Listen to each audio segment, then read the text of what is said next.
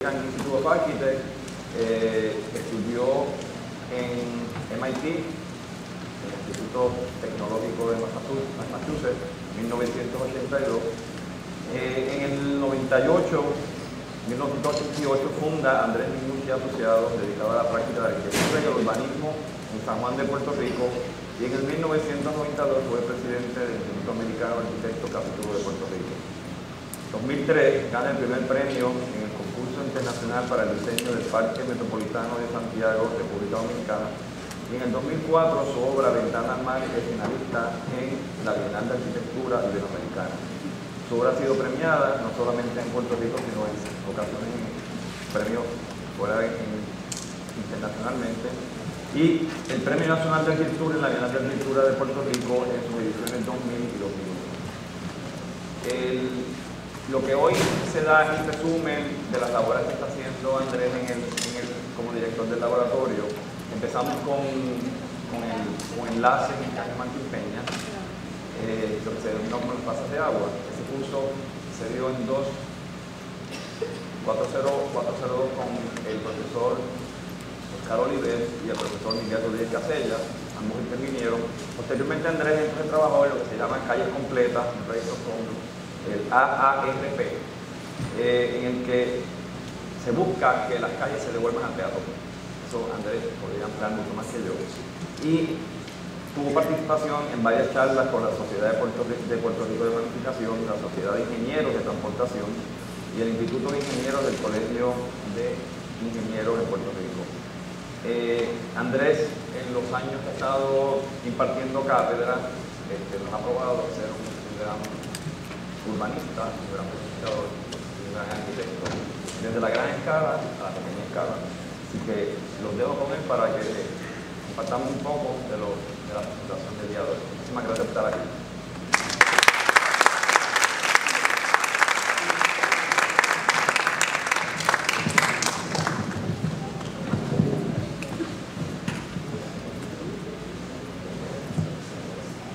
¿Se oye? ¿Se oye bien?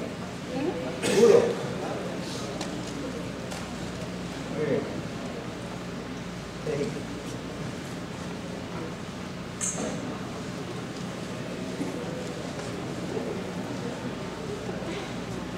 Bueno, es un placer estar aquí y hablar de este tema que me ha ocupado los últimos 4 o 5 años de investigación.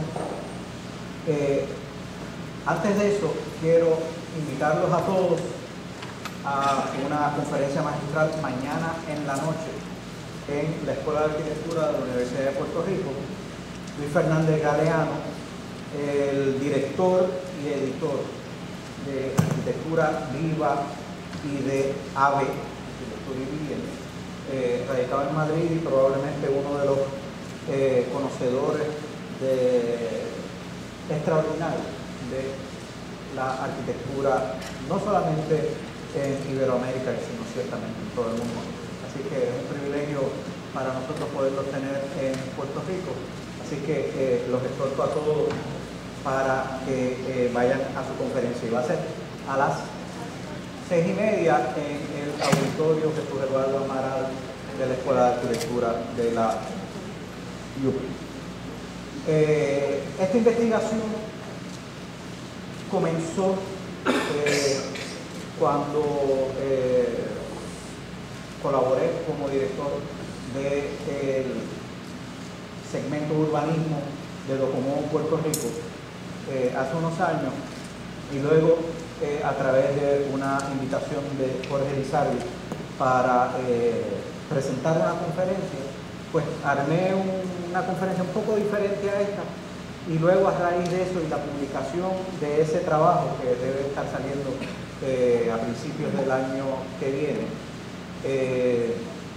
pues desarrollé un artículo extenso, y esto verdaderamente viene a ser una especie de síntesis de esa investigación. En Puerto Rico se ha estudiado ciertamente la historia del urbanismo.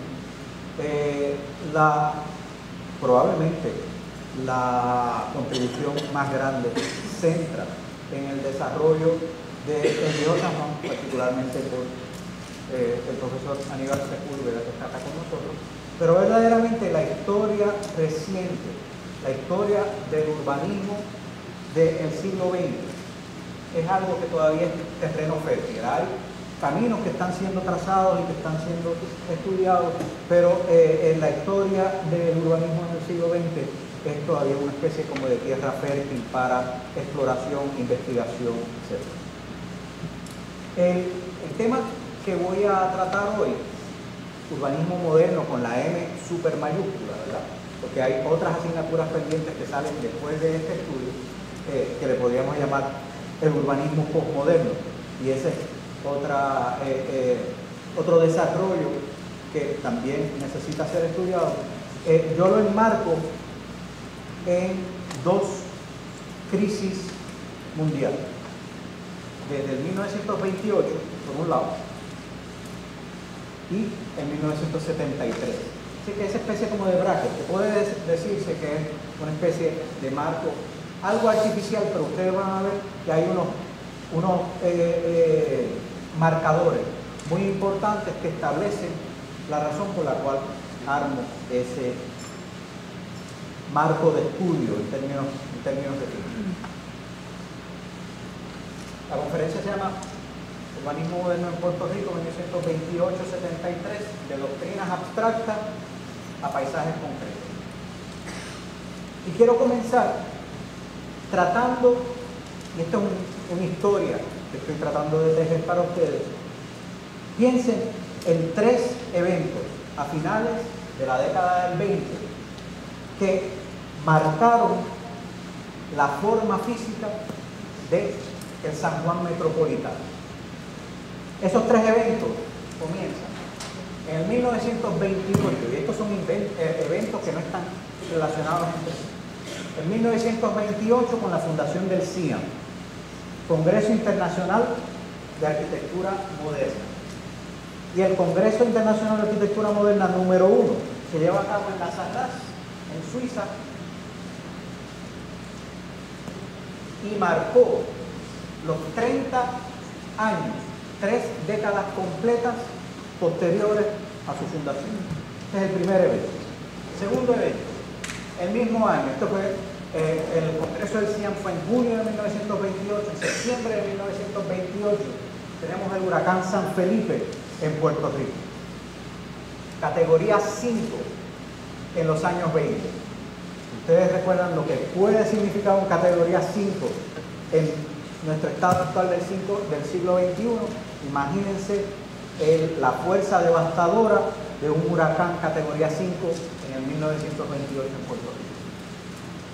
Al año siguiente, en octubre, se abre el segundo Congreso del CIAM, conocido como el del Existence Minimum, la vivienda mínima.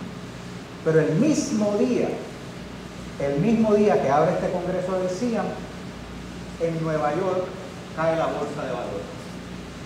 Y la caída de la Bolsa de Valores en Nueva York, el crash del Stock Exchange, es el evento que abre y que marca el comienzo de la Gran Depresión. 3 eventos. CIAM en Europa, el huracán San Felipe en Puerto Rico y la Gran Depresión a raíz de la caída de la bolsa serían una especie de marcadores que desatan y que empiezan a definir el curso que va a tomar el urbanismo puertorriqueño en el siglo XX. Ahora, nosotros hoy día vivimos en una ciudad fragmentada. Pues vamos a ver evidencia de por qué digo eso. Y esa ciudad fragmentada, esa ciudad en la cual nosotros vivimos hoy día, está necesitada de un cambio de paradigma de cómo se hace el urbanismo, cómo se hace la arquitectura y cómo todos los componentes que inciden sobre el medio ambiente físico se integran y se operan como parte de una visión de ciudad, como una política proactiva acerca de cómo nosotros dirigimos el curso de las políticas tanto del Estado, pero obviamente también en términos de cómo nosotros vivimos como ciudadanos. Como trasfondo, vamos a pensar un momento en el siglo XIX. En el siglo XIX, la ciudad de San Juan esencialmente se concentraba en el casco histórico de lo que ustedes conocen ahora como el Viejo San Juan. A partir de la apertura de las murallas comienza un proceso de urbanización gradual, comenzando ciertamente con la isleta a lo largo de la carretera central y luego extendiéndose en diferentes vecindarios, Santurce, Río Piedra. Ese acto de expansión en el 1916, el comienzo del siglo, lo podemos enmarcar con la extensión de ese centro de ciudad hacia los primeros suburbios. Y el trolley, que vemos aquí en esta foto de 1910, ejemplifica los primeros medios de transporte que facilitan esa extensión fuera del casco de la ciudad. Claro, no es casualidad que los dos hermanos que compran en el 1903 el sistema de trolleys, inicialmente de vapor y luego convertido a eléctrico, construyen el puente Dos Hermanos. Eran dos hermanos. ¿Alguien sabe el nombre? Los hermanos Ben, ¿verdad? Y entonces, habiendo comprado el sistema de transporte, construido el puente que se necesita para conectar los tramos de tierra, diseñan, y perdonen el proyector, pero hay que poner una orden, proyectan el primer streetcar suburb de la ciudad metropolitana de San Juan, que viene a ser el condado, controlando los tres: transporte, la vía y obviamente el proceso de urbanización. Y el condado se convierte en el centro de vivienda, ya afuera en los suburbios, para la clase afluente y rica del país. En 1921, 5 años después, se comienza a ejecutar el Plan General para Barrio Obrero. Aquí vemos el trazado de Barrio Obrero. Sin embargo, a la misma vez, y parte de la razón de ser de Barrio Obrero es que habían comenzado toda una migración masiva de residentes del campo a la ciudad. Y parte de esa población comienza a ocupar sectores aledaños a los bordes de agua, primero en La Perla arriba, en el Viejo San Juan, y luego a lo largo del Caño Martín Peña. Estos arrabales como Fanguito, Buenos Aires, ¿no? Vienen a ser lugares que, en la medida en que va creciendo la densidad poblacional, lugares totalmente desprovistos de sistemas de infraestructura, pues vienen a sobrellevar unos procesos y problemas de hacinamiento por un lado y principalmente de salubridad y servicios por otro. Y ni hablar del estado de la vivienda. Y vemos en esta imagen La Perla en los años 50. Y aquí vemos una foto todavía en el 1966 de los arrabales aledaños al caño.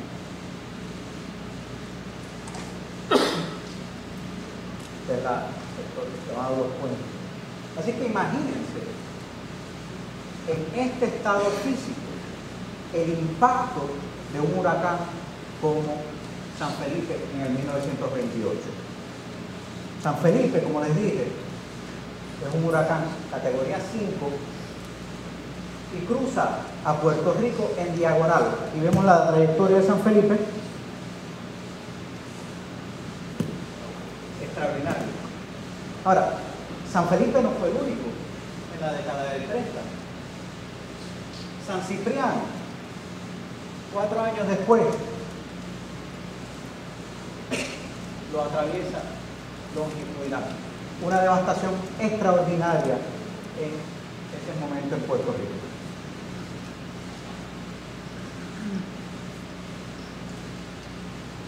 Vamos a dar un salto un momento.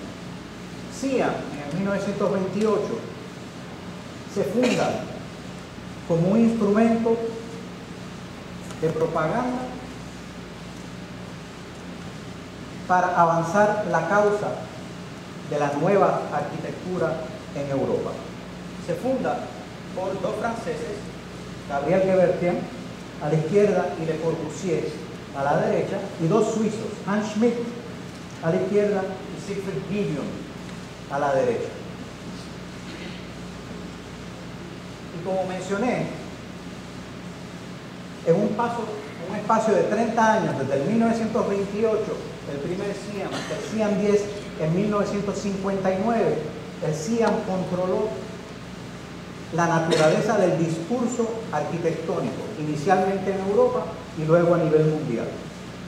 Los 2 congresos del CIAM más importantes son los del 29, que fue el segundo que les mencioné, y el del 33.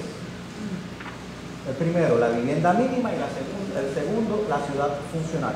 Y particularmente marco esos 2, porque son los 2 congresos del CIAM que quizás tienen el mayor impacto, no solamente a nivel mundial, sino ciertamente en términos de las políticas que se ejecutan en Puerto Rico.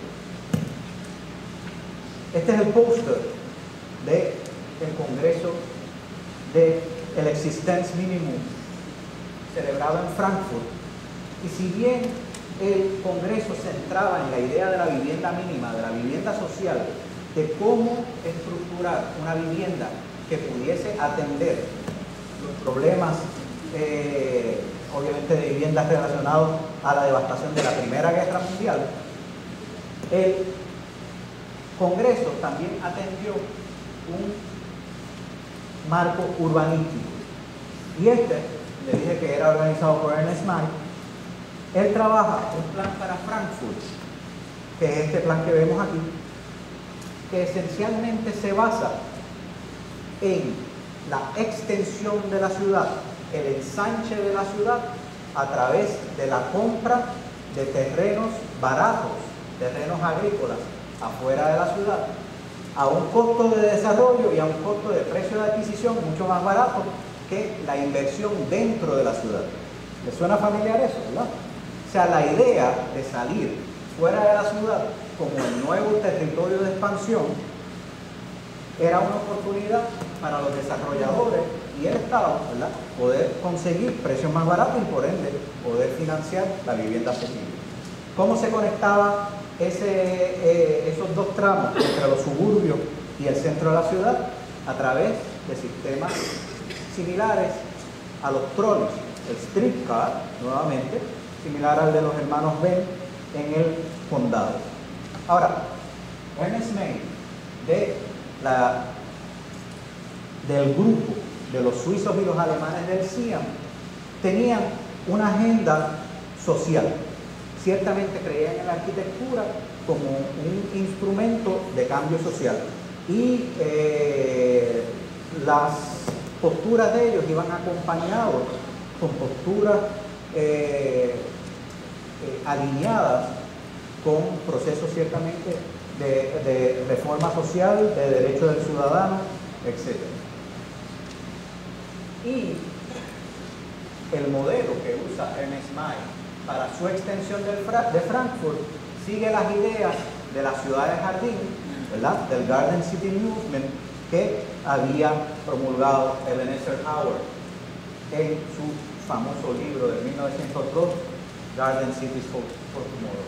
Así que miren, por ejemplo, este es el diagrama inicial, el diagrama del libro de Howard, y miren,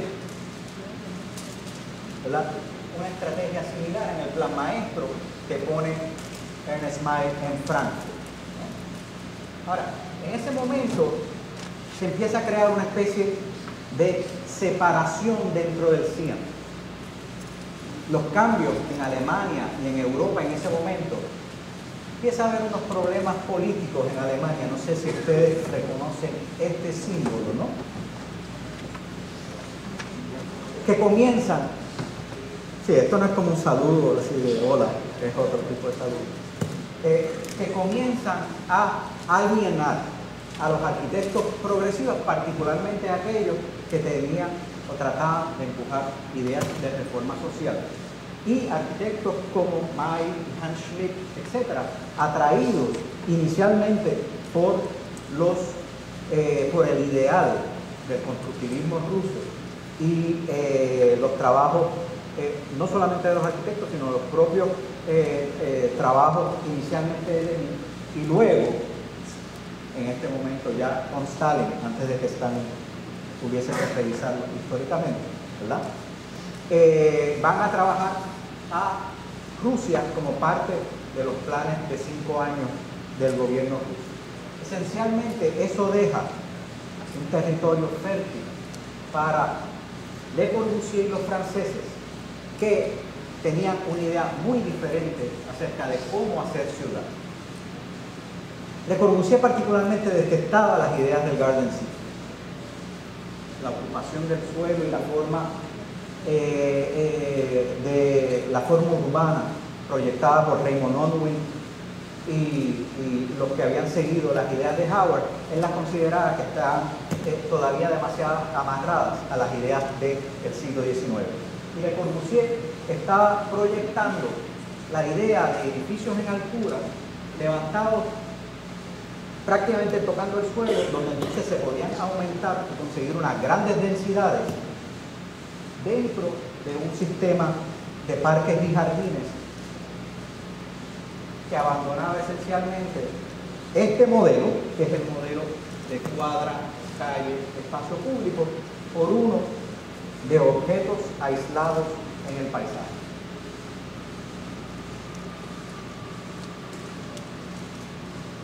Y claro, parte de la arquitectura y del CIAM como instrumento de propaganda trataba de cómo se podía convencer a gobiernos y entidades privadas de que la idea sobre el urbanismo y la arquitectura era una que ellos, esa gran mano que está arriba, son los que conocen y que los otros deben de seguir. No que tuviese guía. En el 1933 se da el cuarto congreso del CIAM, conocido como la ciudad funcional.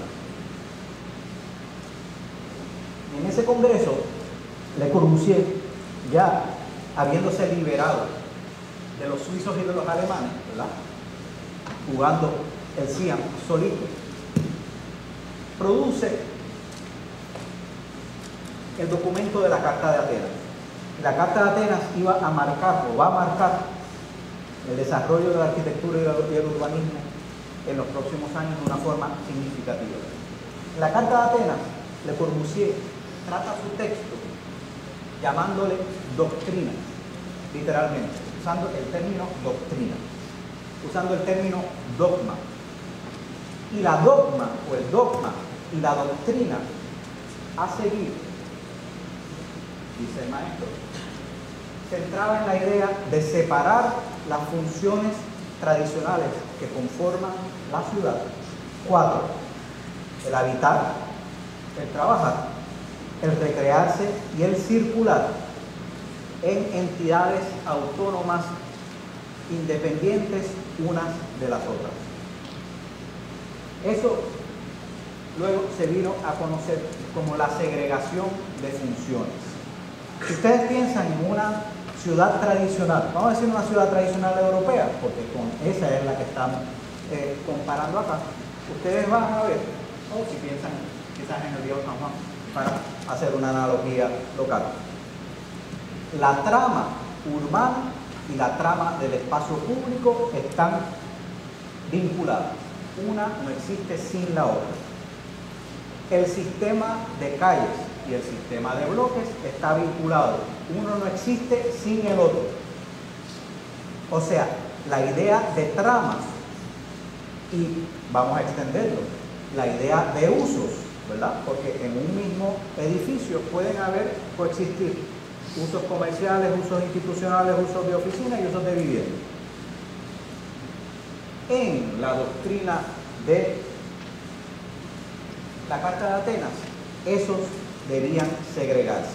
¿A qué respondía eso en su visión de mundo en ese momento? Lo que estaba tratando de poner al frente. Pues obviamente en una Europa destruida por la guerra se veía el hacinamiento y la destrucción, ¿verdad?, como parte inherente del problema de la ciudad europea. Y parte de lo que trata de hacer aquí es en la reconstrucción, porque esto se basaba en la idea de que todo eso que había sido destruido, prácticamente limpiarse el resto de lo que no había sido destruido y reconstruirlo.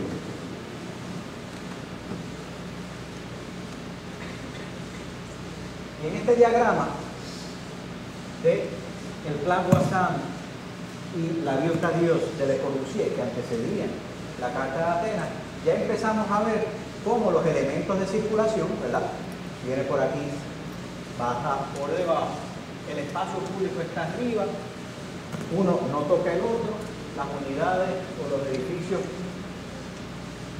son independientes de esto, y la definición de uno no compromete al otro. Cada uno de estos elementos, en términos arquitectónicos, se tratan como entidades autónomas, independientes. Vamos a hacer este contraste de nuevo. Tenemos esto en Europa. ¿Qué es lo que está pasando en Puerto Rico en ese momento? Es esto. Esto es una foto absolutamente extraordinaria de la colección de Thomas Lehman. Los que hagan investigación y necesiten buscar imágenes extraordinarias de Puerto Rico en los 40 y los 50, este es un recurso extraordinario para hacer investigación. Aquí vemos una casa hecha, ¿saben qué es esto? Tabaco, hojas de tabaco, ¿no?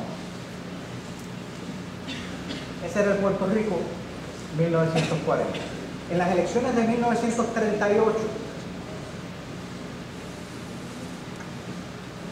por el Partido Liberal es electo Luis Muñoz Marín como senador. Y Luis Muñoz Marín en ese momento, como parte del Partido Liberal, era un ciudadano, hijo de nuevo ciertamente de Luis Muñoz Rivera. Para ustedes traten de tener los parques claros acerca de cuál le corresponde a cuál. Pero Luis Muñoz Marín era un senador independentista con alineación de reforma social, mucho más alineado a las ideas de los suizos y los alemanes que discutimos anteriormente. Y ante la muerte de su papá, Muñoz Marín hereda el periódico La Democracia, que le sirve entonces como instrumento de difusión y de comunicación.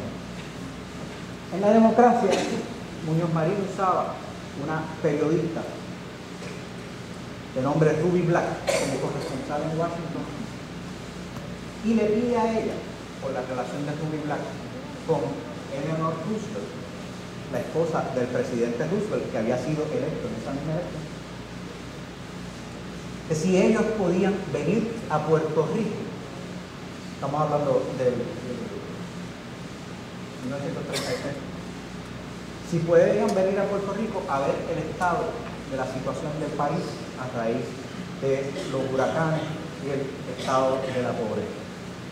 Y Eleanor Roosevelt, aquí a la izquierda, viene a Puerto Rico en 1934, acompañada de Rexford Boswell, que en ese momento era subsecretario de Agricultura y era parte del equipo de pensamiento de Roosevelt, conocido como el Brain Trust del presidente Roosevelt, en toda la elaboración del nuevo trato El nuevo trato es una serie de políticas que Roosevelt comienza en Estados Unidos para poder bregar con el problema de la Gran Depresión. Y este trío, en esa primera parte de la década del 30 en Puerto Rico, se reúne y aquí vemos a Eleanor Roosevelt visitando La Perla, muy para la desdicha de los gobernadores americanos hasta entonces, que comienza a través de ella tener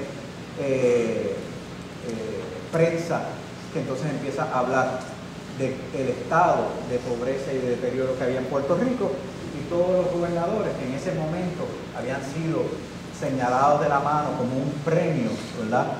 Fuese porque ganaron un partido de golf o por un premio por alguna actividad en la política o militar, pues obviamente no veían con buenos ojos que estos liberales viniesen a hablar mal del territorio que ellos también habían cuidado, ¿verdad?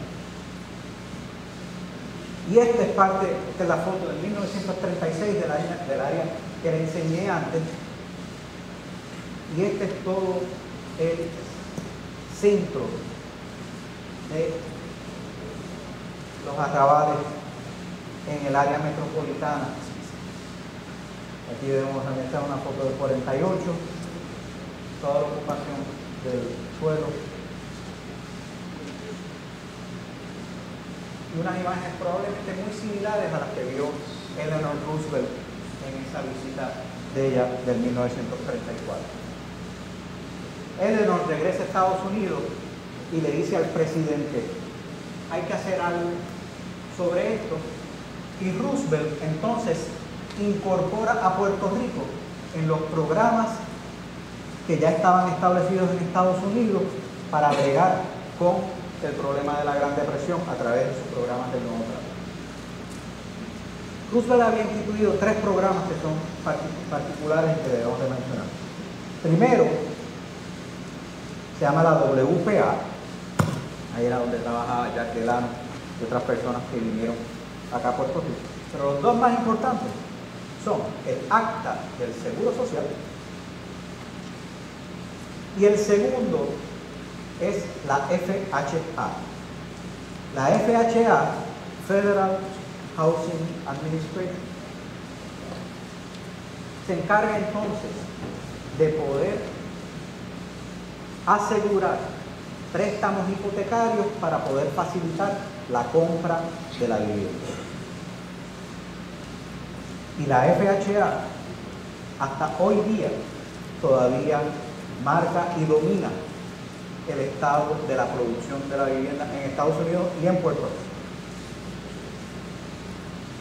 Y vemos el área que se llama Los Puentes.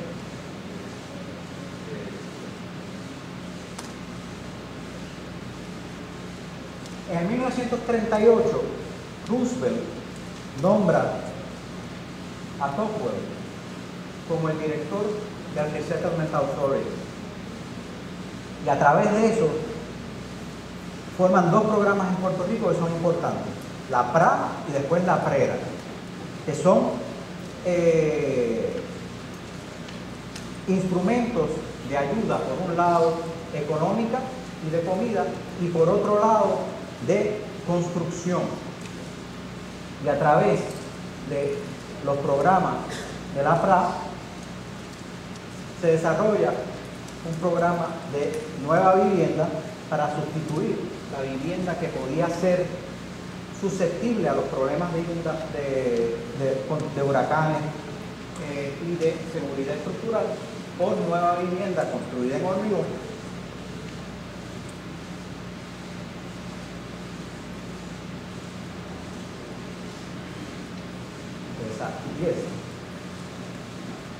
Y se desarrollan 2 proyectos principales. El primer proyecto es el del Falasterio, construido en el 1935,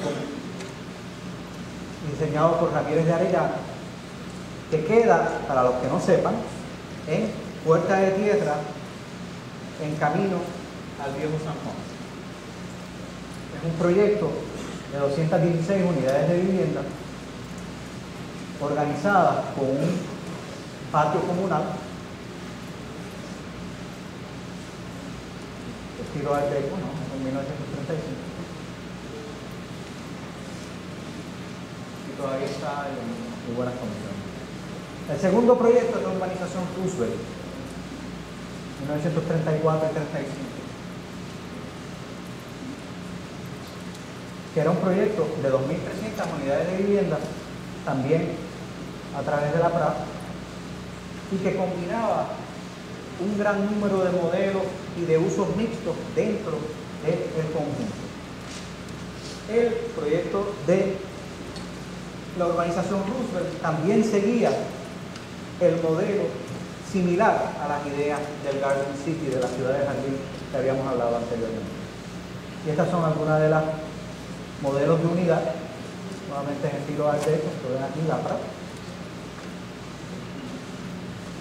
Y ambos son diseños del mismo arquitecto Ramírez de Arellano. Esta es una de las cajitas originales hoy día.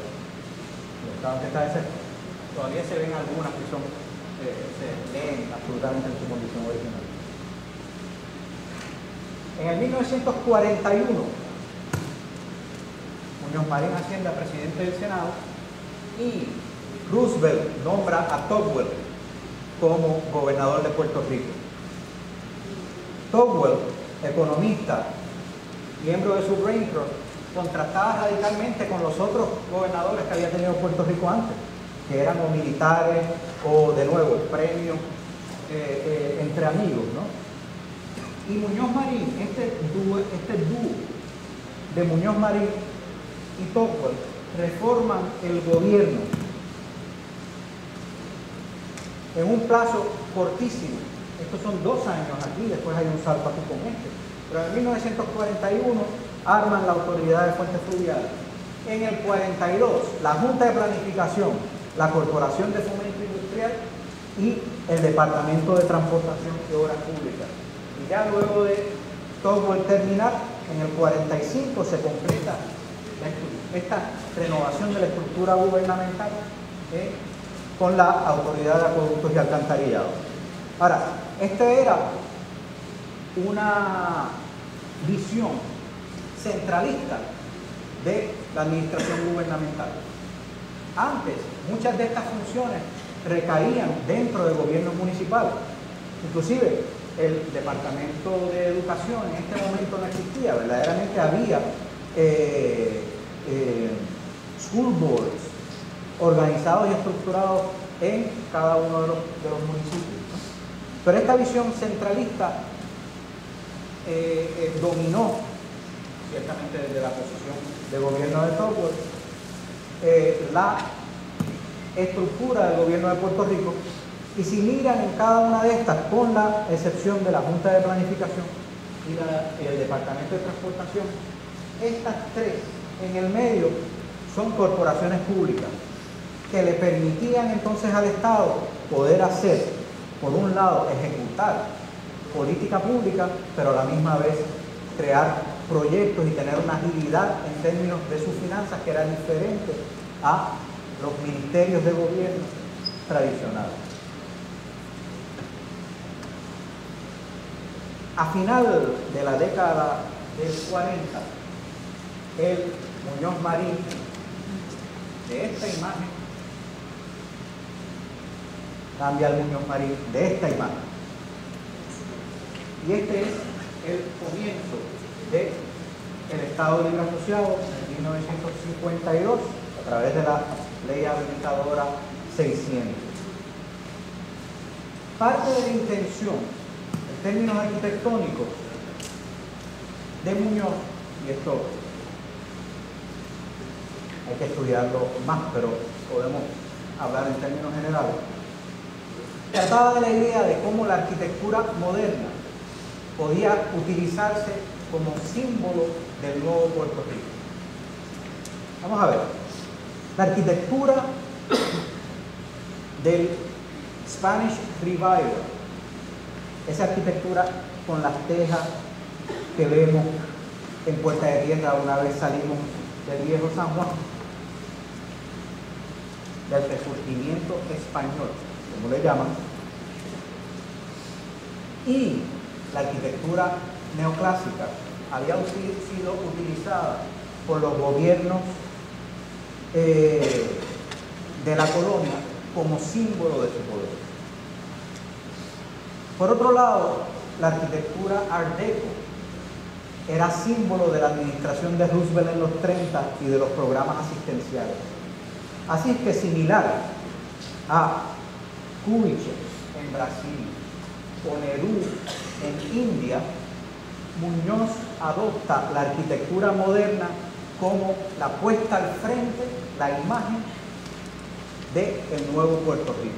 Eso lo vemos ejemplificado con esta foto, todavía cuando el Tribunal Supremo no tenía verja y tenía aquí un portoncito de acordeón, ¿verdad? De una arquitectura blanca, pristina, armada en un trópico anclado, ¿verdad? Un trópico anclado al lugar. Y que con el Caribe Hilton, con el aeropuerto de Isla Verde, con los edificios de Henry Newman en la Universidad de Puerto Rico, venían a ser los símbolos y la imagen de esa nueva arquitectura y de ese nuevo gobierno. Ahora, eso contrasta, esa arquitectura moderna, contrasta con la idea del urbanismo moderno en Puerto Rico. Y empieza a haber una separación en términos de acción y de resultados. Y yo sostengo que el cambio fundamental en el urbanismo en Puerto Rico, y parte de lo que nosotros tenemos ahora, lo podemos reducir, sin tratar de ser simplistas, a 4 saltos de escala. Obviamente, la escala de las intervenciones del Phalansterio, de la urbanización Roosevelt, que estaban diseñadas para poder manejar todas las poblaciones que se entendían que vivían en condiciones de salubridad, la escala de esas intervenciones ante la magnitud del problema no era suficiente. Y era necesario el poder atender con unas operaciones mucho más ambiciosas y mucho más abarcadoras. Los 4 saltos de escala, los 4 cambios de escala, los vemos en el siguiente. El primero, la escala de la vivienda privada. Ejemplificado y cada uno de estos, no como condiciones o situaciones independientes, pero simplemente voy a mostrar un proyecto para que sirva como de ejemplo de lo que estamos hablando. Quizás los ejemplos más dramáticos de estos saltos de escala. La escala de la vivienda privada la vemos inicialmente en el proyecto de Puerto Nuevo de 1948. Y si ustedes piensan en un proyecto como el Phalansterio de 216 unidades, aquí tenemos a Puerto Nuevo, unifamiliares en serie, estamos hablando de 7.000 unidades de vivienda. Esta es la extensión del Plan General de Puerto Nuevo, desarrollado por Darlington Long. Vemos la unidad inicial en su planta. Parte de lo que quiero hacer es un estudio sobre la vivienda es ver la transformación de la unidad, porque encontré un plano del 1930 de una casa que le diseñaron a mi abuelita con esa misma planta. Y uno podría empezar a pensar de que ha habido poco cambio en la estructura de la vivienda cotidiana y que ha habido principalmente un cambio de material y tecnología de construcción. Pero ese es tema de otra investigación y de otro ejercicio, ¿no? Sin embargo, la idea de la urbanización, y vamos a ejemplificarla con Puerto Nuevo nuevamente, en gran medida arma un discurso de una visión de país que es radicalmente diferente a la que teníamos. La idea de un país o de una isla urbanización donde se podía, vamos a decir, salir fuera de los centros urbanos donde es más caro construir y ocupar el suelo fuera de las ciudades, más barato. ¿Recuerdan de Ernest May en Frankfurt? Para entonces poder desarrollar las nuevas estructuras de vivienda. ¿Qué pasa? Dentro de la filosofía del CIAM, de la segregación de funciones, el comercio va con la vivienda. Había que separarla. Así es que estas urbanizaciones se desarrollan esencialmente con una monofunción. Después de Puerto Nuevo, sucesivamente, la Junta de Planificación establece guías para las urbanizaciones en Puerto Rico. Y esas guías, que entonces pues, le añaden quizás afuera un centro comercial, quizás una, vamos a ver, cancha con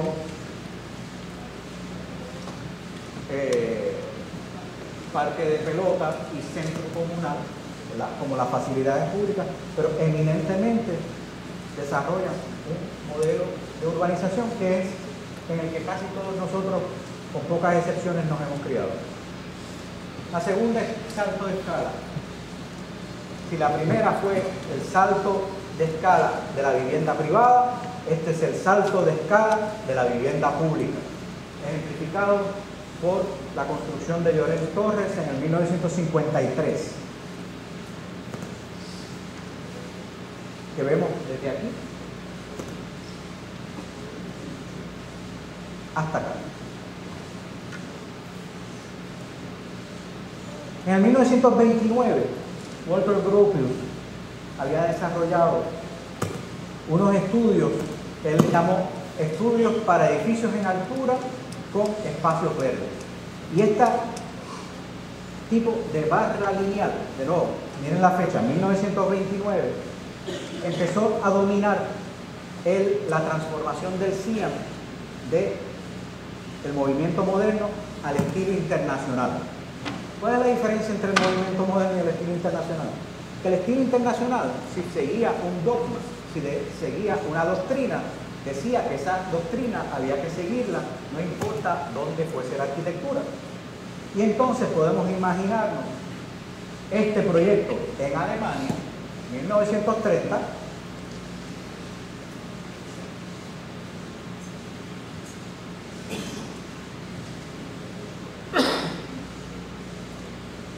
este proyecto en Venezuela, 1950, este proyecto en Ponce, 1949, este es el residencial Ponce de León, del 1948-49 en Ponce. Y si miran la fisionomía de esos tres proyectos, por poner tres nada más, vemos la coincidencia en la estrategia urbanística de cada uno de esos tres proyectos, irrespectivos de cultura, irrespectivos de topografía, irrespectivos de clima, irrespectivos de condición económica en cada uno de esos países y ciertamente irrespectivos de los hábitos de habitabilidad que tienen cada uno de estos ciudadanos. Aquí vemos unos ejecutados, tenemos el residencial de Ay Bonito, 1956, en una foto de 1956, y nuevamente responde a la necesidad de atender un wicked problem, un gran problema en términos de la escala, de la magnitud del problema que esto representaba. Quizás, y ciertamente ahora uno juzga con quizás más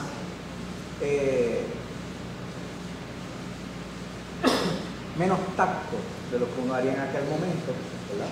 Porque ciertamente a ninguno de nosotros nos hubiese gustado tener que afrontar el problema que había, ¿verdad? Y es fácil ahora, viendo los problemas, el poder identificarlos. Quizás una buena parte de las personas que intervinieron en este momento quizás no preveyeron el problema, estaban tratando de atender otro. Pero ciertamente la escala y la magnitud de lo que esto representa como escala de intervención podía dar unas señas acerca de los problemas que se podían avecinar, particularmente si viene a ser monofuncional. Y esa es la inauguración en 1953 de Lloret. Y lo vemos posteriormente en una de esas modernizaciones que llaman. Tercer salto de escala. El Federal Highway Act de 1956. El presidente Eisenhower firma un proyecto de ley, el Federal Highway Act, que esencialmente desarrolla un proyecto gubernamental para la construcción de carreteras en todo Estados Unidos. 20 billones de dólares, ¿no?, a través de todos los años que estuvo operando. Y en Puerto Rico marca dramáticamente el estado de nuestra infraestructura vial. De un país basado en la idea de vías urbanas y de calles, comenzamos a tener una estructura centrada en expresos y vías de una velocidad mucho más alta que el contexto en el cual atraviesa. Claro, en Estados Unidos, y parte de la intención del Federal Highway Act era poder armar una estructura vial que comunicase estado con estado. Pero en Puerto Rico, esta visión, y vemos aquí un plano de la década del 60, donde entonces esas estructuras que son propiamente de afuera de la ciudad se insertan dentro del tejido y la estructura urbana de la ciudad, con unos efectos desgarradores, donde entonces comunidades que en un momento tenían una estructura de continuidad, vamos a coger por ejemplo el impacto de la 65 de Infantería y cómo corta el pueblo de Río Piedra y lo segrega, o vamos a pensar la relación de Santurce con el condado y la Valdoriotti, ¿verdad? O vamos a pensar en el Expreso de las Américas, lo que hace entre Atorrey Este y Atorrey Oeste. Verdaderamente, en lugar, si bien comunicaban en una dirección, segregaban en la otra dirección. Y ese mismo año, en 1967, Wilbur Smith desarrolla este plan vial para San Juan, donde esencialmente la estructura vial de la ciudad está cercenada, está segmentada con este sistema de vías a gran escala. Y el San Juan Metropolitan Transportation Study, vivió con nosotros más de 25 años. Y recuerdo que cada vez que nosotros firmábamos un plano teníamos que decir que estaba de acuerdo con esto, ¿verdad? No más que no nos preguntaban a nosotros si nosotros estábamos de acuerdo con esto. Y esta es parte de la herencia que tenemos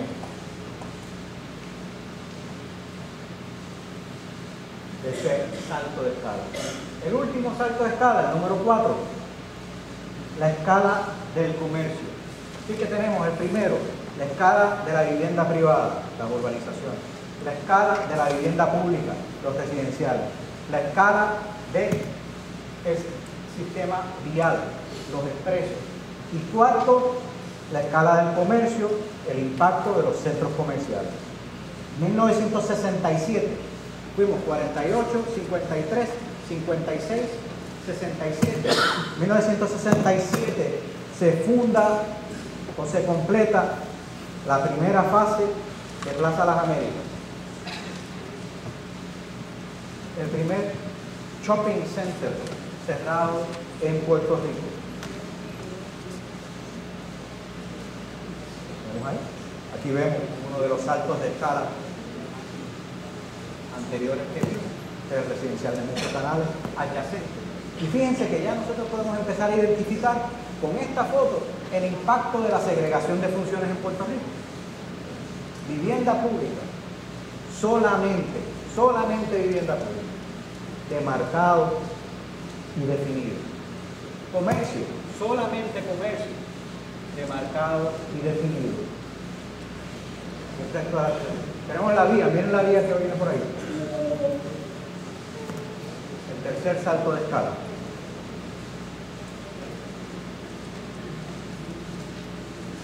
Y Plaza Las Américas hoy.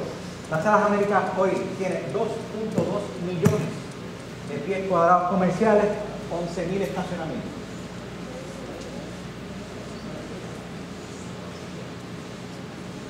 Y vemos ya el impacto de la segregación de los 4 saltos de escala, cada uno autónomo respecto al anterior. Ninguno define al otro, ninguno interactúa con el otro. Y claro, ahora adentro pues hasta nieve tenemos, ¿no? Y aquí vemos Plaza Hoy, de nuevo lo que estoy hablando de la fisionomía de la estructura urbana bajo estos 4 saltos de escala. Y eso se repite por el resto de la isla, este es Ponce, ¿no? Plaza del Caribe. Bien, rápidamente voy a describir 3 proyectos experimentales que empiezan a tratar de cambiar la ecuación, pero sin mucho éxito. La Puntilla, 1967. El CIAM, para los 50 ya estaba agotado, intelectual y en términos de su postura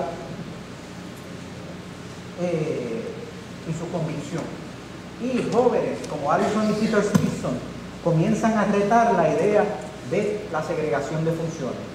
El CIAM se organizaba como unos congresos donde personas de diferentes países traían presentaciones y se debatían ideas.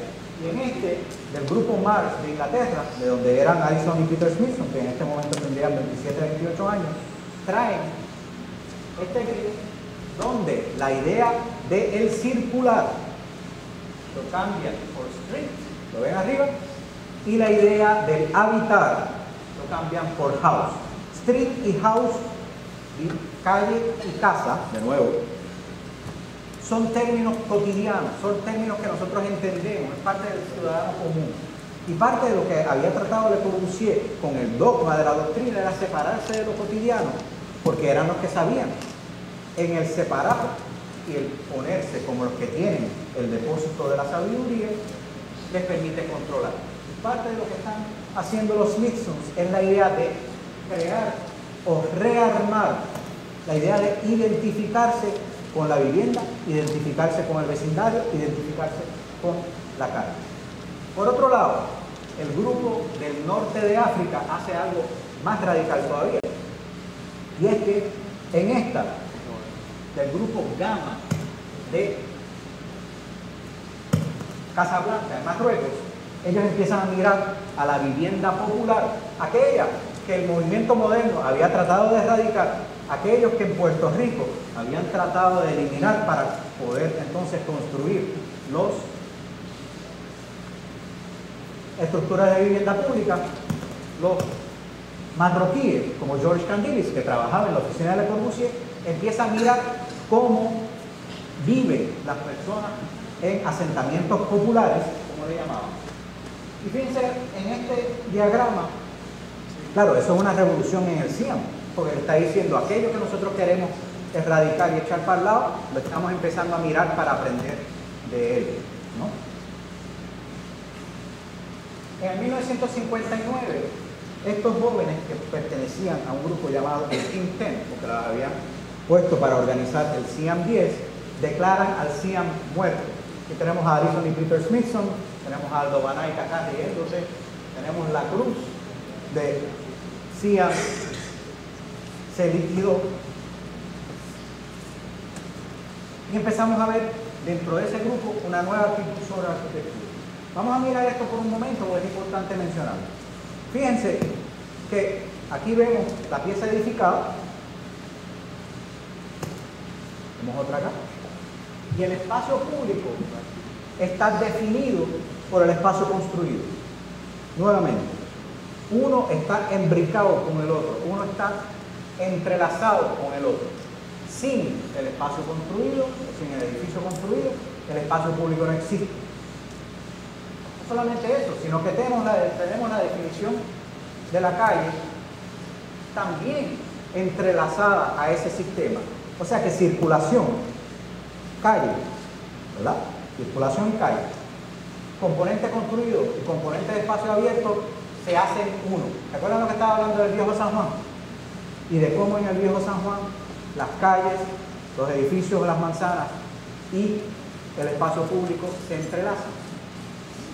Esto comenzó a influir a los jóvenes miembros del Quintel, y uno de ellos, el que estaba abajo riéndose, Aldo Banay, a carcajada, ¿verdad?, hace este proyecto, el orfelinato de Ámsterdam. Si Cian empujaba la segregación de funciones, los jóvenes del Quintel estaban tratando de hacer una arquitectura donde los elementos eran indivisibles uno con el otro. Esto se llama el estructuralismo holandés. Se centraba en la idea de que la circulación arma una especie de espina dorsal que estructura, por eso se llama estructuralismo, estructura el edificio, y donde entonces el componente construido define el espacio abierto. Sin este no existe, son indivisibles. Nuevamente, circulación, estructura y espacio son mutuamente recíprocos. En Puerto Rico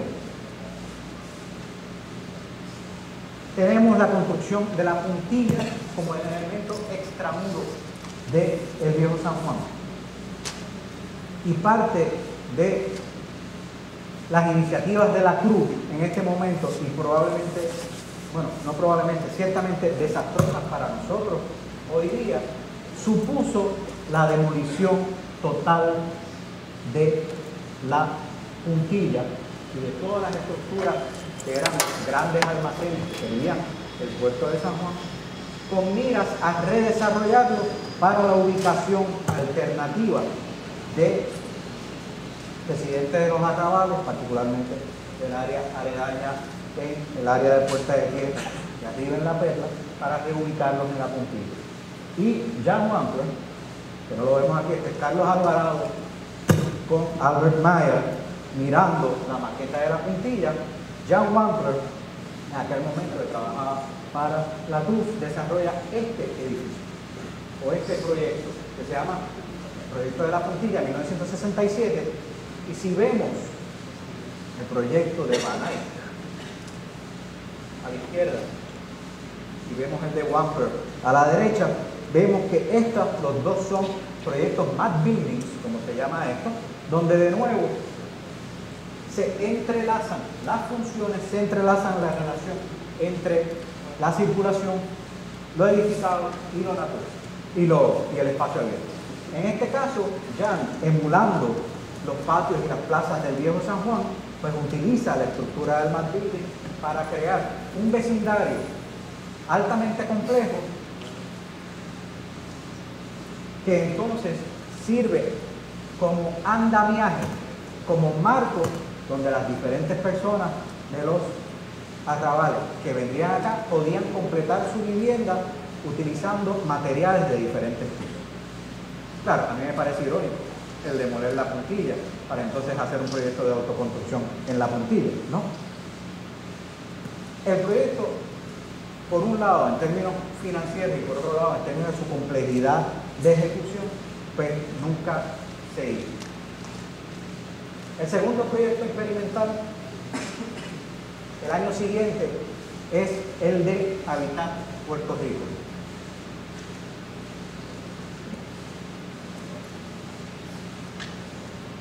Diseñado por Moshe Safdie, que en el año anterior, 1967, había construido su proyecto de 503, su proyecto de tesis de maestría en Montreal como parte del Expo del 67. Y Habitat se basaba en la idea de hacer unos componentes prefabricados que entonces podían ensamblarse para crear un tejido urbano altamente complejo. En Puerto Rico traen a Safdie quizás desarrolla el proyecto de habitar Puerto Rico en 1968. Inicialmente en esta localización, que es el Monte de San Patricio, que está al lado de Borinquen Garden. ¿Sabe dónde es? ¿Sí? Vemos la colina.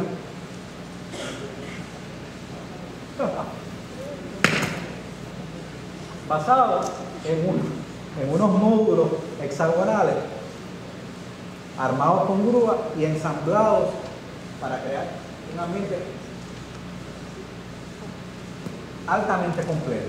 Había también unos componentes de comercio y de componentes culturales y de educación que también estaban integrados. Aquí vemos una de las maquetas. La primera era una maqueta de estudio que hicieron, que es esta. La segunda, una maqueta a una escala mucho más grande, y vemos los elementos que servían para hacer el stacking. Lo ven, este sobre este, para hacer esta especie de panal de abeja y lo azul. Estos son los diagramas originales de SASDI. Vemos aquí, estos son los sketches iniciales del stacking. Y claro, ya en este momento, trabajando en el site de San Patricio, se dan cuenta que la topografía hace que verdaderamente la intención de una vivienda de interés social, los costos se los disparan de una forma absolutamente extraordinaria. Entonces cambian el site de la finca de San Patricio a la finca Berwyn,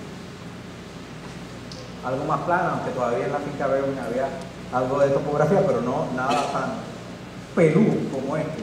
Si están grabando esto, lo de peludo lo cambian por otro adjetivo.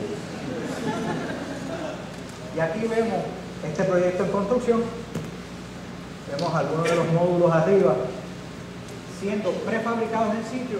Lo que se hizo fue crear un yard de prefabricación dentro del propio proyecto. Se hacían los módulos y entonces ahí la intención era que en el mismo proyecto se iban elevando. Y estos son los módulos en construcción en el suelo. Y aquí vemos la superestructura porque es una estructura de jerarquía diferente a la del módulo, que serviría entonces para dar soporte a el ensamblaje en la medida en que se iba subiendo uno o el otro. Y aquí vemos, obviamente no se terminó de construir por las razones que vamos a hablar ahora, pero aquí vemos una foto de nuestro amigo Jorge Rigao, que encontró uno de estos módulos desaparecido en Arecibo, siendo reinterpretado, readaptado y reutilizado como vivienda de algún ciudadano arecibeño que quizás no sabe que tiene probablemente la única pieza de Moshe Safdie en Puerto Rico. El tercer proyecto es el nuevo centro de San Juan, 1968-1972. El 1968 es un año trascendental en la historia de Puerto Rico. 1967, como les dije, se arma Plaza Las Américas, y en el 1968, luego de 4 décadas en el poder, cambia el gobierno en Puerto Rico. Y eso supone un cambio de visión, un cambio de foco acerca de las iniciativas del gobierno y, en cierto sentido, de desarmar la continuidad de proyectos que existían y armar la continuidad de nuevos proyectos. Vamos a ver otras razones por las cuales el 68, que no es un año particular en Puerto Rico nada más, sino que hay toda una serie de eventos mundiales que marcan y arman el 68, sea en Praga, o sea en París, o sea en Vietnam, ¿verdad? Como un año muy poderoso en términos de historia. Aquí vemos todo el territorio de lo que ustedes conocen como Atorrey. Cuando Atorrey no era Atorrey, o por lo menos la milla no estaba vestida de oro.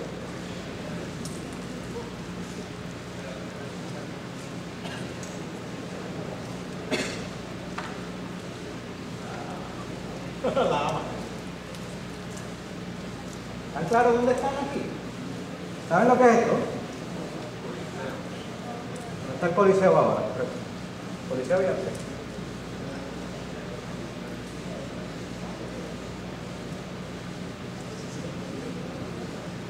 Y un grupo de ciudadanos liderados por Teodoro Moscoso como director y afiliados con el apoyo de arquitectos del AIA Puerto Rico. Frank Moser, por un lado, Tom Marvel también trabaja en esto, Osvaldo Toro. Desarrollan este proyecto para llamado el nuevo centro de San Juan, para el desarrollo, la creación de un hub, de un CBD, de un Central Business District, que sirviese como motor económico para la capital. No quiero abusar de la idea del salto número 3 a través del Federal Highway Act, pero por favor, nada más, échenle un vistacito a las vías que son trazadas y la naturaleza del entramado y la estructura urbana que vemos aquí. Y este es el plan general para el nuevo centro de San Juan. Edificios de oficina en rojo, los edificios residenciales en amarillo. Y un sistema, este es un dibujo de Código Ferrer, donde la calle que vemos acá se separa por la segregación de funciones, le tocaría a los carros, y entonces el peatón se eleva a un nivel superior, que viene a ser este nivel. Esta es una foto, un plano extraordinario, porque muy poca gente lo conoce, de cuando en el nuevo centro de San Juan la calle se queda abajo y todos los edificios arriba están interconectados por puentes y la acera esencialmente se divorcia del peatón y vienen a ser las plateas, las plataformas de los edificios los que entonces vienen a tener la carga peatonal. Así que tenemos una segregación no solamente en horizontal, no solamente de funciones en horizontal, sino en vertical, en sección también. Estos son los conectores que sirven a cada uno de ellos. Now, si ustedes tienen duda de cuál es la fuerza motora que genera este plan, aquí dice banco, aquí dice banco, aquí dice banco, Pan American,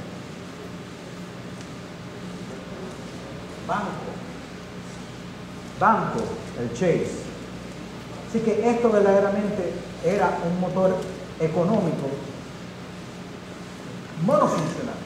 Y si ustedes se preguntan por qué aquí, después de las 6:30 de la tarde, no se puede hacer nada, fuera de alguno que otro inserción nueva que tenemos, pues aquí tienen el origen.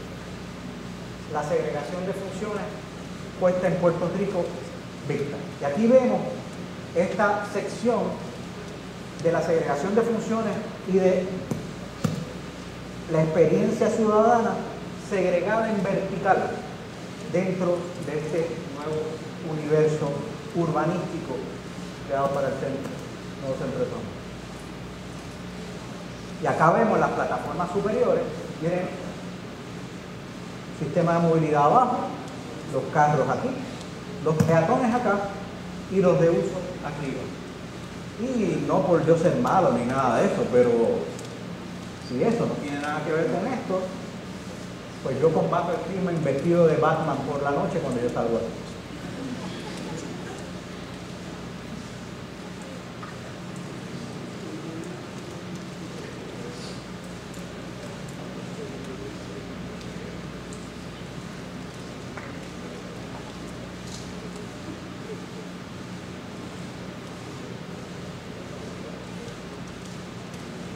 Esos planes funcionales de segregación de funciones, la planificación del bubble diagram, yo le llamo, ¿no?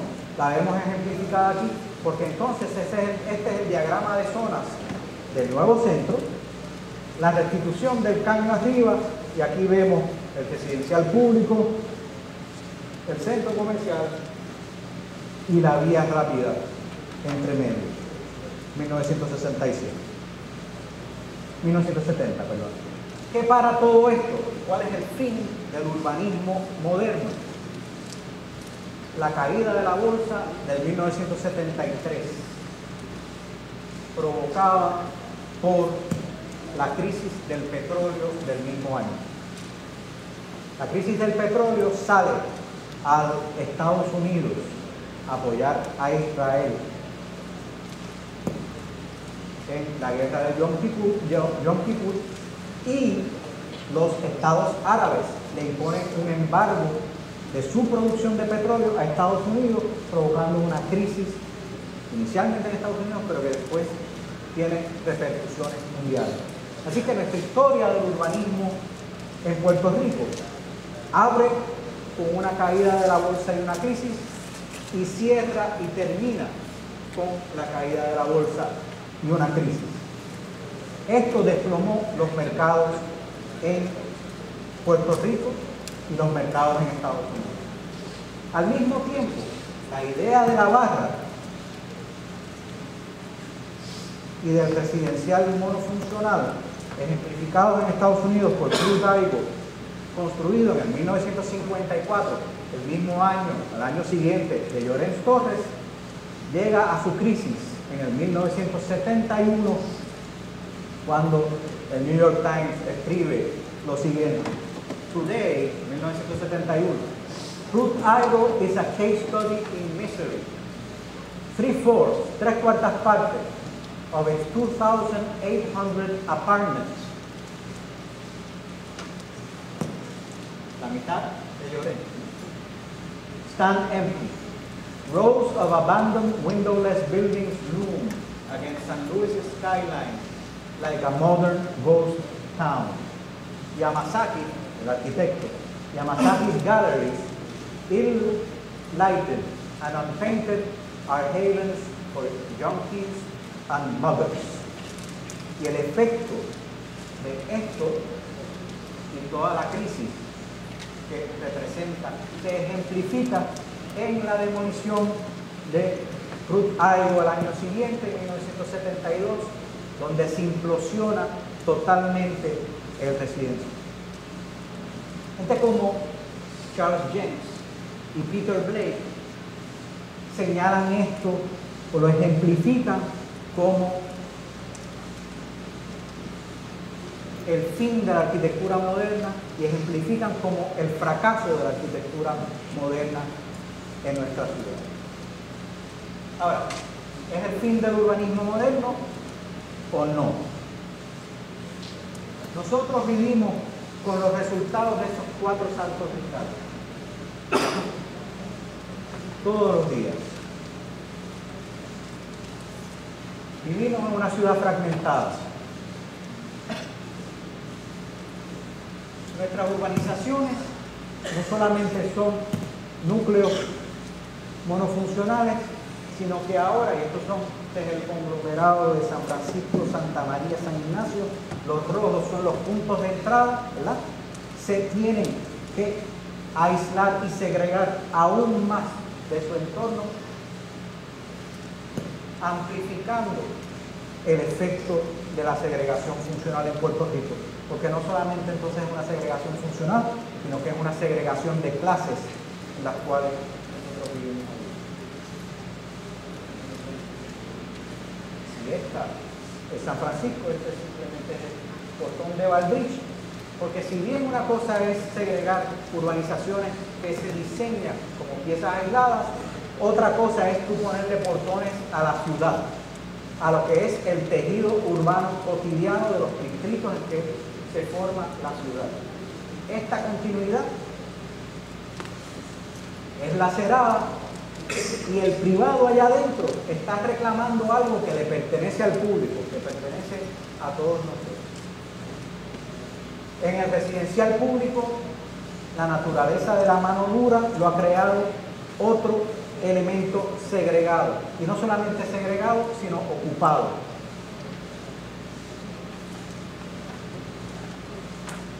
Los centros comerciales son un tercer gueto cerrado y aislado de la trama de la ciudad. Y no solamente aislado de la trama de la ciudad, sino rodeado por mares de estacionamiento que no solamente ejemplifican nuestra dependencia en el automóvil, sino que verdaderamente sirven como barrera adicional. Vivimos en una ciudad de barreras. Y de la calle al establecimiento, nuestras aceras están sitiadas. Estos no son fotos, por si acaso hay alguno que no se lo crea, que son del 1940, ni del 30, ni del 50. Estas son de ayer o de antes de ayer, o pueden ser de mañana. Y aunque tenemos un elemento de movilidad y de transporte público, transporte colectivo importante y poderoso, en algunos instantes hermoso, no sé para qué sirve si no le podemos llegar a él. Si el trayecto cotidiano mío como ciudadano no me permite el poderlo utilizar. Y tenemos nuestros propios crudaibos, ¿no? Villa Panamericana, las acacias, y el más reciente, las gladiolas.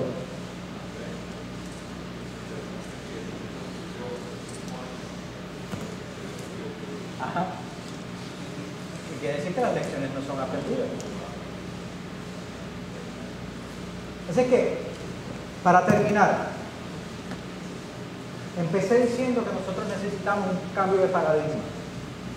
Y no quiero terminar con imágenes, quiero terminar con 5 preguntas, porque en gran medida ustedes,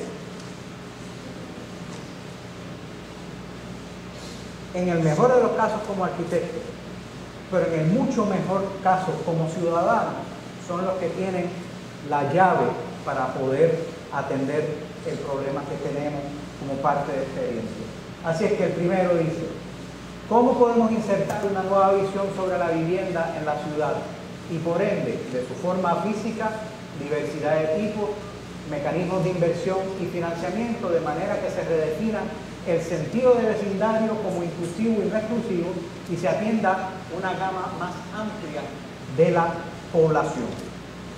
Segundo, ¿cómo capacitar la ciudad de una infraestructura inteligente en sus redes, sistemas y utilidades que permita y promueva mayores densidades dentro de un marco de confiabilidad, seguridad y eficiencia de servicio?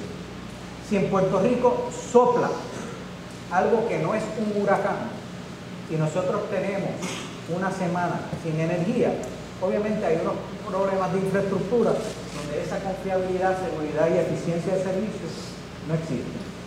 Tercero, ¿cómo armar un sistema de recaudo y de inversión justa e inteligente que permita reinvertir en la ciudad con miras al mejoramiento de sistemas y utilidades, el redesarrollo físico, el mantenimiento de la obra pública y la programación de nuevos desarrollos de carácter cívico y cultural? Si no se reinvierte en la ciudad, si los proyectos solamente son sobre gastar y no sobre mantener, ¿verdad?, pues obviamente no puede haber futuro a largo plazo. En Japón, en el diciembre del 2009, el Parlamento japonés pasó una ley donde se exige por ley que los edificios tengan un ciclo de vida primario no menor de 100 años y hasta 200 años con programas de mantenimiento divulgados. En Puerto Rico, para efectos de contabilidad, se deprecia una propiedad entre 20 y 25 años y para efectos hipotecarios en 30 años. En el Instituto de Cultura, una propiedad de 50 años o más puede ser considerada histórica. Así que nosotros tenemos que repensar qué implica la idea de ciclo de vida de lo que nosotros construimos. ¿Cómo atar los sistemas de movilidad y transporte público al del espacio público? El problema ese de cómo yo llego aquí a través del transporte. para que el trayecto de destino a destino sea uno confiable, eficiente, seguro y placentero, ofreciendo una alternativa real al uso indiscriminado del automóvil. Y finalmente, ¿cómo recalibrar el espacio público?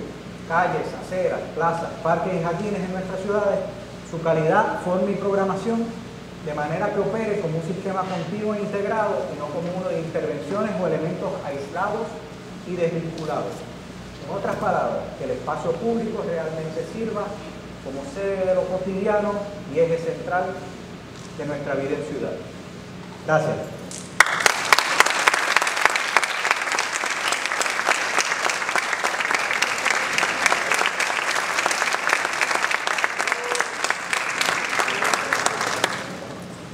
Bueno, antes de la clase, si hay alguna pregunta o algún comentario, pues bienvenido.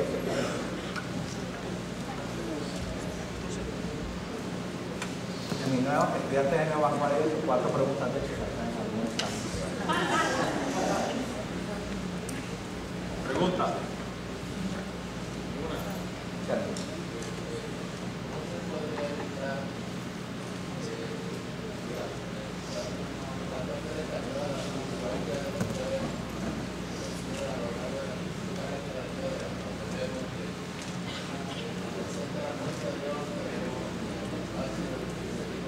Permanente.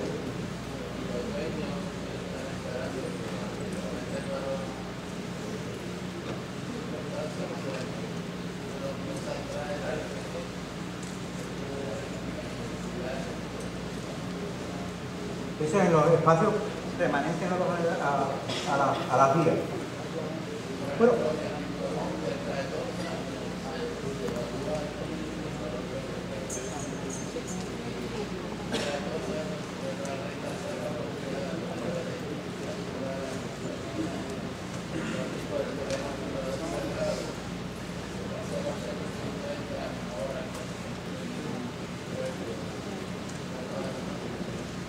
te lo voy a dar. Sí. La pregunta es cómo se pueden identificar y marcar los espacios privados que están a lo largo de vías, donde los dueños están sentados sobre esos territorios esperando a que suban de valor, ¿verdad?, para poderlos poner en el puesto. Voy a poner una contestación como del final de una conferencia como esta, ¿verdad?, porque obviamente es un tema muy complicado y que cualquier contestación pues obviamente no va a poder atenderlo satisfactoriamente. Pero sí voy a decir que para poder administrar esa y todas las preguntas y todos los problemas que nosotros tenemos en términos urbanísticos, tiene que partir de una visión de cuál es el proyecto de país y el proyecto de ciudad que nosotros queremos. Donde entonces, si hay una definición y un liderato y un consenso ciudadano acerca de cuál es esa dirección, entonces, ¿cuáles son las estrategias específicas para poder atender un problema o el otro? Pues entonces se empiezan a debatir y poder empezar a tratar de atenderla.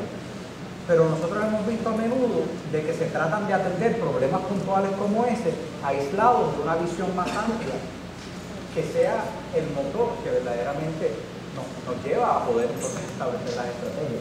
Así que yo creo que una de las cosas que es fundamental para nosotros como país es, por un lado, en la ciudadanía y como reclamo de abajo hacia arriba, el poder tratar de establecer mecanismos dentro de los cuales se puede formular una visión de ciudad y una visión de país.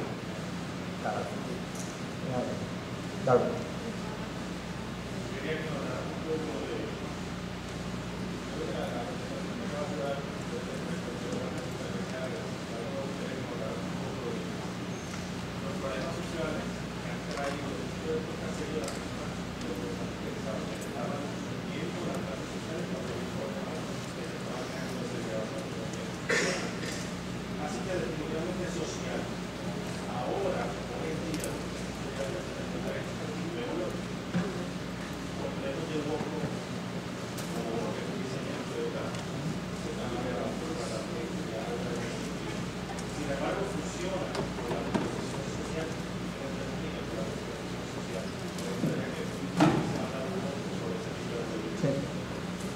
quiero decir algo antes, y es que hay una secuela de esta historia que es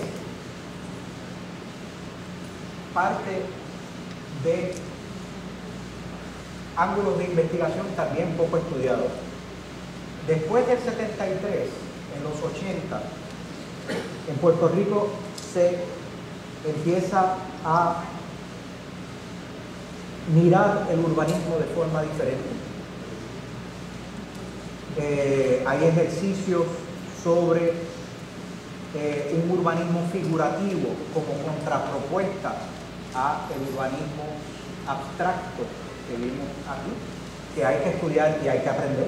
Parte de otra, por eso habría que hacer otra conferencia por otras personas con otro bracket de años para estudiar esto. Está la ley de municipios autónomos, hay proyectos experimentales como los de San Juan y Ponce que hay que estudiar. Así que hay toda una agenda de trabajo, de estudio y de investigación y de aprendizaje que hay que hacer sobre las décadas subsiguientes a esta. Y claro, es la suma de ellas la que quizás nos da una especie de radiografía de lo que ha estado ocurriendo a lo largo del siglo XX, como los que les gusta estudiar historia para estudiar la historia, pero ciertamente utilizar la historia como catapulta, plataforma para poder entender cómo proyectamos y cómo nos proyectamos hacia el futuro. Así que ustedes de nueva generación, eso también se está empezando a estudiar, pero verdaderamente es, al igual que este, sigue siendo terreno fértil. Ese es el primer cambio. El segundo es que no lo tomen, particularmente los estudiantes, como la historia del urbanismo del siglo XX. Esta es una historia. Y hay muchas historias y otras cosas que pasaron, que obviamente porque uno tiene que hacer un relato, pues uno no las narra. Pero no piensen ni por un momento de que esta es una sola visión, sino que también hay otras cosas que hay que construir. Respecto a esto, que pregunta Darwin, que tiene que ver con la idea de que en el momento en que se desarrollan los residenciales públicos, había una estrategia de inclusión. Y esa estrategia estaba fundamentada en la idea de que la localización de los residenciales públicos no debería de ser separada de los lugares donde personas de otras clases sociales irían a vivir, porque si se dejaban los terrenos RAIN en términos de real estate solamente para las clases adineradas, pues obviamente esa costa del Atlántico, por ejemplo, cogiendo a Llorens como ejemplo, pues solamente sería ocupada por las clases afluentes. Y había una estrategia de cómo entonces ubicar los residenciales públicos a través del territorio metropolitano para poder tratar de conseguir esa integración. Lamentablemente, la integración no se dio por dos razones principales. Y es que yo creo que, en cierto sentido, si Parque Escorial funciona por alguna razón, es porque Parque Escorial abarca el bracket de la clase media, desde la clase media, quiero usar la palabra clase media baja, pero simplemente de menos recursos a una clase media alta, pasando por la media más amplia. Así que ese abanico es mucho más abierto. En la medida en que los conjuntos son